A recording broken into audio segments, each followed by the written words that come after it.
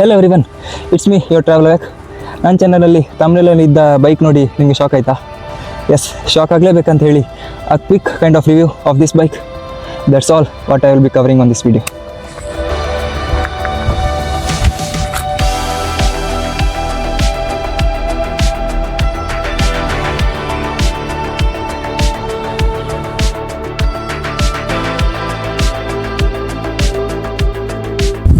So welcome back again. Video start ಮಾಡೋ ಮುಂಚೆ special thanks to ನನ್ನೊಂದು ರಿಲೇಷನಲ್ಲಿ ತುಂಬ ದೂರದಲ್ಲಿರೋ ಒಬ್ಬರು ಅಣ್ಣ, ಪ್ರಕಾಶ್ ರಾವ್ ಅಂತೇಳಿ. So big thank you.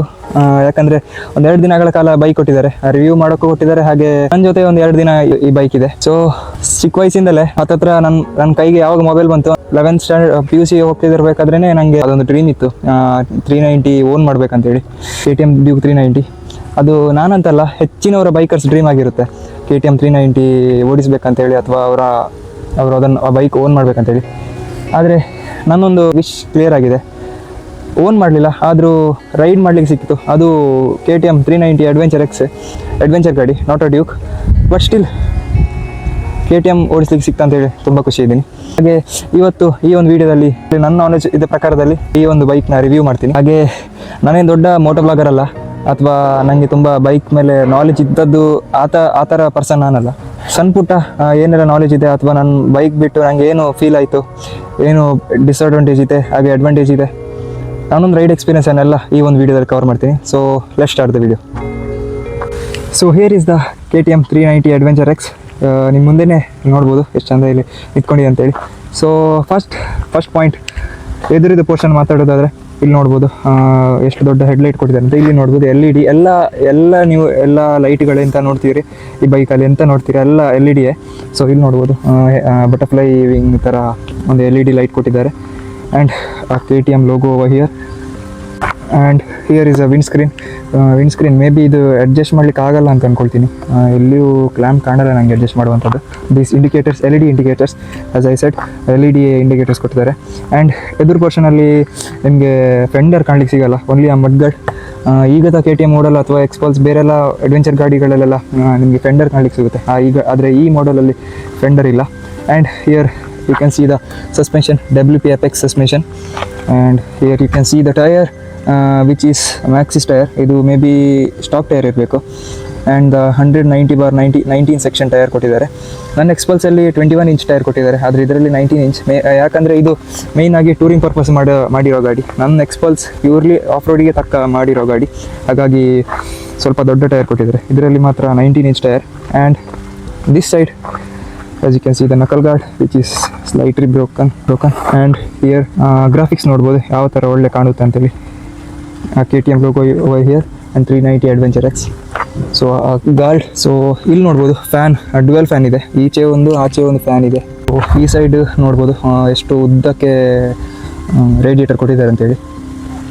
And 2 fans. And ಈ ಸೈಡಲ್ಲಿ ನೋಡ್ಬೋದು ಇಂಜಿನ್ ಬೋರಿಂದ ಹಿಂದೆನೇ ನಿಮಗೆ ನೋಡ್ಬೋದು ಇದು ಕೂಲೆಂಟ್ ಬಾಕ್ಸ್. ಯೂಶುವಲ್ ಆಗಿ ಎದುರಲ್ಲಿ ಕೊಡ್ತಾರೆ ಕೆಲವು ಗಾಡಿಗಳಲ್ಲಿ, ಆದರೆ ಇದರಲ್ಲಿ ಹಿಂದೆ ಅಂತ ಕೊಟ್ಟಿದ್ದಾರೆ. ಆ್ಯಂಡ್ ಬ್ಯಾಶ್ ಪ್ಲೇಟ್ ಮೆಟಲಲ್ಲ, ಇದು ಪ್ಲಾಸ್ಟಿಕಲ್ಲಿ ಕೊಟ್ಟಿದ್ದಾರೆ.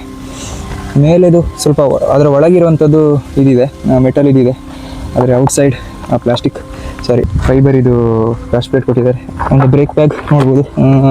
ನೀವು ಆಫ್ ರೋಡ್ ಹೋಗೋದಾದರೆ ಗ್ರಿಪ್ಪಿಗೆ ಬೇಕಾಗಿ ಇದನ್ನು ರಬ್ಬರ್ ಇದು ಮೇಲೆ ತೆಗೆದು ಓಡಿಸ್ಬೋದು. ಸೊ ಇದರ ಇಂಜಿನ್ ಡಿಸ್ಪ್ಲೇಸ್ಮೆಂಟ್ ಬಂದುಬಿಟ್ಟು 373 cc single cylinder liquid cooled engine, which produces 43 bhp and 38 Nm of torque. And a swing arm. And this side, as you can see, the exhaust which is mounted upward. ಈಗದ ಬರೋ KTM ಅಲ್ಲಿ under belly ಕೊಡ್ತಾರೆ, ಆದರೆ ಇದರಲ್ಲಿ upward ಡೈರೆಕ್ಷನಲ್ಲಿ ಕೊಟ್ಟಿದ್ದಾರೆ. And this side rear tyre change ಮಾಡಿರುವಂಥದ್ದು, rise tyre ಹಾಕಿದ್ದಾರೆ, rise tourer tyre. ನನ್ನ ಎಕ್ಸ್ಪಲ್ಸಲ್ಲೂ ಇದೇ ಟೈರ್ ಹಾಕಿದ್ದೀನಿ. ಆ್ಯಂಡ್ ನಿಮಗೆ ಇದರಲ್ಲಿ 130/80/17 ಇಂಚ್ ಟೈರ್ ಕೊಡ್ತಾರೆ. 17 ಇಂಚ್ ಟೈರ್, ಅದರಲ್ಲಿ 18 ಇಂಚ್ ಎಕ್ಸ್ಪಲ್ಸಲ್ಲಿ ಕೊಟ್ಟಿದ್ದಾರೆ, ಇದರಲ್ಲಿ 17 ಇಂಚ್ ಟೈರ್ ಕೊಟ್ಟಿದ್ದಾರೆ. ಆ್ಯಂಡ್ ಡ್ಯುಯಲ್ ABS ಸಿಗುತ್ತೆ, ಅಲ್ಲಿ ಡ್ಯುಯಲ್ ಚಾನಲ್ ABS ಇಲ್ಲಿಯೂ ಇದೆ, ಇದರಲ್ಲೂ ಇದೆ. Disc, as you can see the tail, LED brake light, LED indicators, and this seat which having a KTM logo. And this is the side look. KTM mirrors. ಇದು ಅಡ್ವೆಂಚರಲ್ಲೂ ಇದೆ, KTM ಡ್ಯೂಕಲ್ಲಿ ಬರುವಂಥದ್ದು ಮಿರರ್ಗಳು ಇದೆ. So ನೋಡ್ಬೋದು ಬಟನ್ಗಳೆಲ್ಲ full, ಇದು old model, ಹಾಗಾಗಿ ಈ ಥರ button ಇದೆ. ಈಗ ಬರೋ KTMಗಳಲ್ಲೆಲ್ಲ ಜಾಯ್ಸ್ಟಿಕ್ ಥರ ಎಲ್ಲ ಕೊಟ್ಟಿದ್ದಾರೆ ಇದೆಲ್ಲ ಇಂಡಿಕೇಟರ್ಸ್ಗಳು ಅಥವಾ ಬಟನ್ಗಳೆಲ್ಲ. ಸೊ ಇದರಲ್ಲಿ ನಾರ್ಮಲ್ ಓಲ್ಡ್ ಮಾಡೆಲ್ ಹೇಗಿರುತ್ತೆ ಹಾಗಿದೆ. And the tank which has the capacity of 14.5 litres.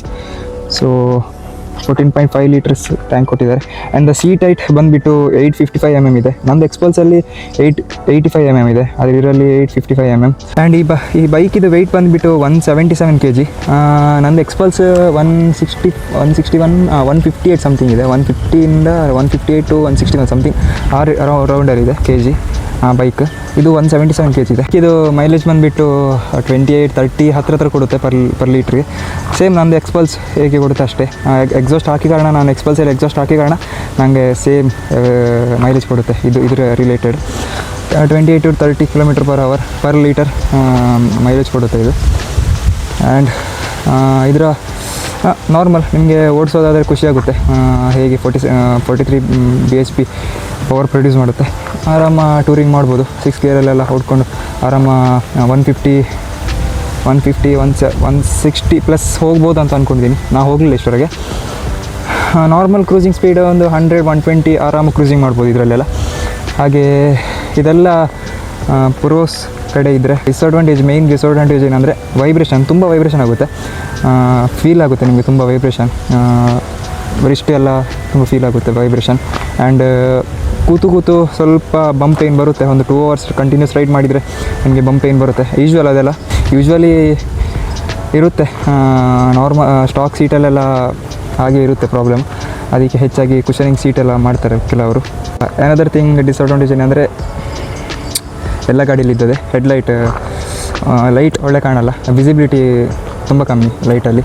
ಹಾಗಾಗಿ ಹೆಚ್ಚಿನವರು ಅಡ್ವೆಂಚರ್ ಗಾಡಿ ಇಟ್ಕೊಂಡವರೆಲ್ಲ ಫಾಗ್ ಲೈಟೆಲ್ಲ ಹಾಕ್ಕೊಳ್ತಾರೆ, ಜಾಸ್ತಿ ವಿಸಿಬಿಲಿಟಿ ಬೇಕಾಗ್ಯದಾಗೆ. ಅದರ್ ಥಿಂಗ್ ನಿಮಗೆ ಇದು ಅಡ್ವೆಂಚರ್ ಗಾಡಿ ಆಗಿರೋ ಕಾರಣ ನಿಮಗೆ extra handle bar, extra risers ಇಲ್ಲ ಬೇರೆಯೇ ಹ್ಯಾಂಡಲ್ ಬಾರ್ ದೊಡ್ಡದು ಹಾಕಬೇಕಾಗುತ್ತೆ. ಅಡ್ವೆಂಚರ್ ಗಾಡಿಗಳೆಲ್ಲ ಸ್ವಲ್ಪ ಮೇಲೆ ಇರಬೇಕು, ಕೈ ಮೇಲೆ ಇಟ್ಕೊಂಡು ಓಡಿಸುವಂಥದ್ದೆಲ್ಲ. ಕೈಯೆಲ್ಲ ಹಾಗೆ ಇಟ್ಟು ತುಂಬ ಪೇಯ್ನ್ ಬರುತ್ತೆ. ಹಾಗಾಗಿ ಹ್ಯಾಂಡಲ್ ಬಾರ್ ಹಾಕೋದು ತುಂಬ ಬೆಟರ್. ಆ್ಯಂಡ್ ಅನದರ್ ಥಿಂಗ್, ನೀವು ಸ್ಯಾಡಲ್ ಮಾಡಬೇಕಾಗಿದ್ದರೆ ಅದು ಮೇಯ್ನ್ ಯೂಸ್ಫುಲ್ ಹ್ಯಾಂಡಲ್ ಬಾರ್ ಆ ಟೈಮಲ್ಲಿ. ಯಾಕಂದರೆ ಸ್ಯಾಡಲ್ ಮಾಡುವಾಗ ಸ್ವಲ್ಪ ಕೈ ಮೇಲೇ ಇರುತ್ತೆ ನಮ್ಮದು. ಹಾಗಾಗಿ ಹ್ಯಾಂಡಲ್ ಬಾರ್ ಮೇಲೆ ಇದ್ದರೆ ಸ್ವಲ್ಪ ಗ್ರಿಪ್ ಜಾಸ್ತಿ ಸಿಗುತ್ತೆ. ಅದೊಂದು ಎಕ್ಸ್ಟ್ರಾ ಫಿಟ್ಟಿಂಗ್ ಆದರೆ ಒಳ್ಳೆಯದು ಇದರಲ್ಲಿ.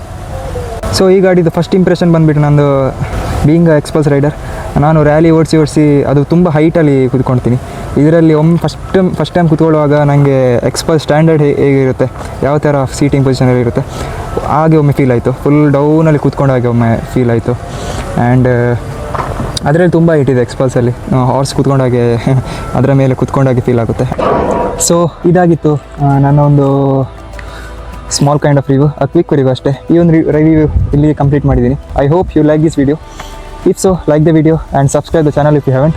ಸೊ ಮುಂದೆ ಹೀಗೆ ಒಂದು ಒಳ್ಳೆ ವಿಡಿಯೋ ಸಿಗ್ತೀನಿ. Until then, this is travel back signing of.